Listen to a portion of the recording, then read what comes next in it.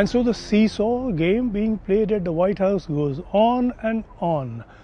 Over the last couple of days, we had seen past the placement of those high levels of tariffs on China that exemptions were announced by the White House on Friday, principally on computers and smartphones. But now, in a post on Sunday night, Trump says there were no exceptions at all, that the goods referred to on Friday will still be subject to a 20% fentanyl tax.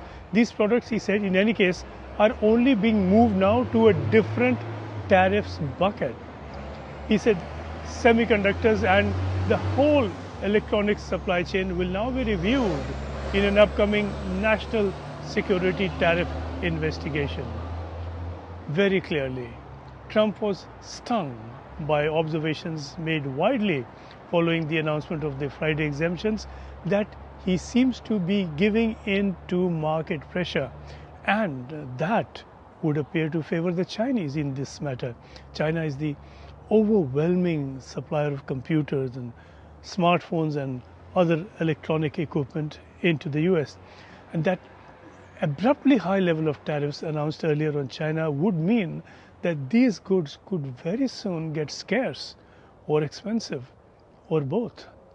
The exceptions announced on Friday were believed to be intended to guard against such an eventuality, and in so doing, Trump was thought at the time to have accepted that the US cannot do without China for such goods, particularly not this soon anyhow. He was seen, in fact, to have done a turnaround. Now, Trump has turned around to say this was not a turnaround, and in his latest statement on Sunday night, he turned particularly upon China, and he did so very sharply. China was the only country Trump named in his statement, and he named it 3 times. Nobody, he said, is getting off the hook, especially not China, which he said treats the US the worst. Then he said the US will not be held hostage, especially to a hostile nation such as China, that he said is doing everything in its power to disrespect the American people. And finally, he said the US will now treat other countries, and especially China, as they have treated the US. This really was a renewed tirade against China, and a sharp one.